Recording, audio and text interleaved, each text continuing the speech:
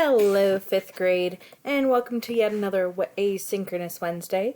So, where we're going to start out here is in the classwork page. At the top of the classwork page, you have your asynchronous work. As always, there's a what to do. I need to change that because that was from last week. But what we're going to be doing today is, first and foremost, CNN 10. As always, you must have one fact per different article that was asked or told. You are going to watch a Middle Colonies Ed puzzle, which is right here. Then what I want you to do is catch up on any work that you are missing. So that means that up here on the student screen there is a See My Work section. Click in there and look down the list of assignments.